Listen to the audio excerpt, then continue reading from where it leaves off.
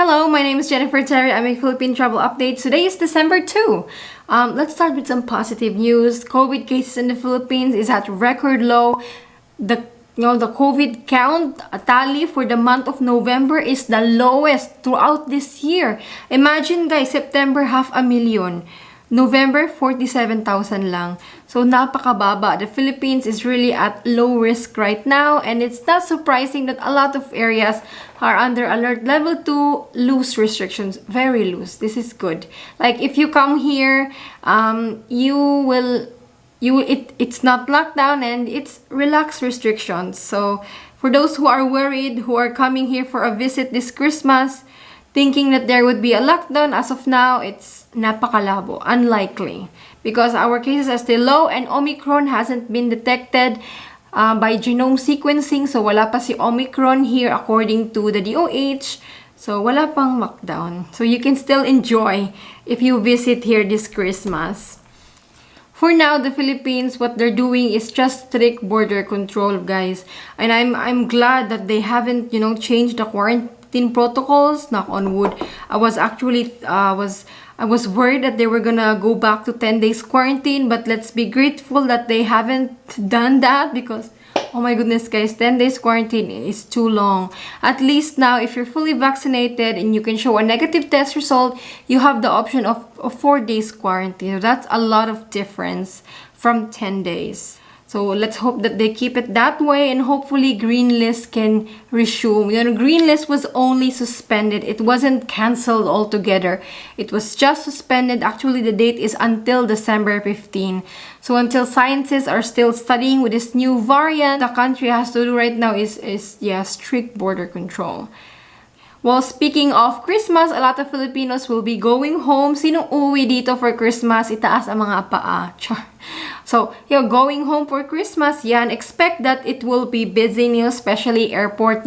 At the airport, guys, smooth lang naman yung process, especially if you have One Health Pass and hotel booking if nano OFW. Pero, expect that they may be waiting time at the airport because there will be an influx. Maraming uuwi ngayong Christmas. And speaking of uuwi, quarantine hotels are prepared to welcome you guys for your quarantine. As we know, green list is suspended, so all international arrivals will undergo quarantine. According to the tourism group, the hotels are ready. I mean, they've been running on high occupancies already the past few months. They're already used to handling travelers, Fully booked sila always. Wow. Alam ko, some of you are thinking, those quarantine hotels. So rooms are being cleared faster than they used to be. So they think that they can accommodate balikbayans smoothly. And speaking of balikbayans, there are not a lot of balikbayans that will be coming to visit the Philippines this Christmas compared to pre-pandemic. Mga nasa 100,000, 2019, pero last year nasa 19,000 lang. So, the numbers are really low. But it's the quarantine days, expensive hotels, quarantine hotels, expensive tickets, and of course, the scare of the pandemic. This is what drives people away from visiting the Philippines. Well, there's a chismis, guys, or rumors. Marites tayo ngayon. Speaking of hotels, there are hotels not complying with quarantine rules, and according to the IATF, they will be penalized. Hotels fail to comply with quarantine protocols for Filipinos and foreign travelers coming from abroad will be penalized by authorities. Ooh. You may not be surprised about this. There were already incident before where especially our kababayans, OFWs po, medyo naughty, we're drinking, we're partying, we're huddling in quarantine hotels instead of quarantining in the rooms. That was an issue. Pero, this time, meron parang hotels na hindi nagfa-follow. So, we know that, guys, na unless your negative test result is out, you cannot leave your quarantine hotel. Well, this was asked by Karen David in an interview with the IATF, and the IATF spokesperson admitted that there are rumors about some hotels not complying with quarantine protocols. But according to him, it's yet to be proven. Is there a penalty for hotels, these facilities that do not follow and release travelers at a much earlier date? Yes. Penalty, DOJ na bahala. DOJ will, and any violation, we are under a public health emergency. And we are governed by very strict laws right now, especially. So anyone that cheats the system will be penalized accordingly. May narinig na po ba kayong ganun, Secretary? Chismis, But no proof. but I haven't seen proof yet. Okay. Well, I'm not gonna be surprised. On another hand, on reopening, so it was postponed, right? The reopening was meant to be yesterday. Should have been the first time the Philippines would again welcome foreign tourists. Unfortunately, that was postponed or suspended because of this new variant. But the DOT chief, the Department of Tourism Secretary, says this delay of international tourism reopening is a small hiccup, continues to push for local travel.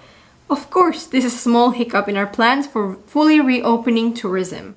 Kaya temporarily, we didn't want to say close siya hanggang December 15. We didn't want to say that.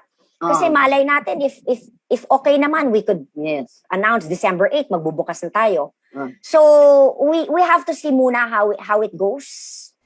Oh, she sounds really optimistic.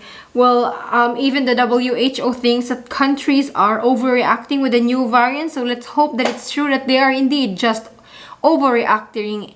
Because remember, there were other variants, Lambda, and they just died out. So hopefully this new variant would be the same.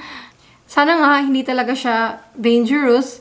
But with foreign tourists, I am with you guys for the reopening, for at least for foreigners with partners here in the Philippines, binational couples. They have really been waiting for so long.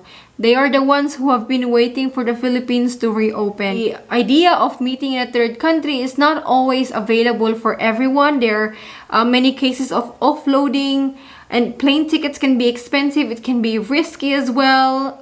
No, not everyone has the financial capacity to meet in a third country. So many of them have been waiting for so long, and they're very open to following whatever quarantine protocols the government will come up with, as long as they can come here and be with their loved ones. Love is not tourism. Unite them in the Philippines, indeed. And there are ways, I believe, that they can be safely enter here. Like the Philippines is just ignoring them. Well, we keep hounding the government, but for now, what you can do as well is to encourage your family and friends here in the Philippines to please get vaccinated. I know things can be discouraging, devastating, but let's keep our hope, no? Let's keep our hope that one day it will be even better, that all of you can come here without restrictions and be reunited with your loved ones. These things happen in our lives, but we are together. No, there is a community for you, for everyone who is waiting to enter the Philippines, or those Filipinos na gustong makasama yung pamilya sa Pilipinas. So let's keep that hope, and I will see you in another update po. Stay safe and God bless.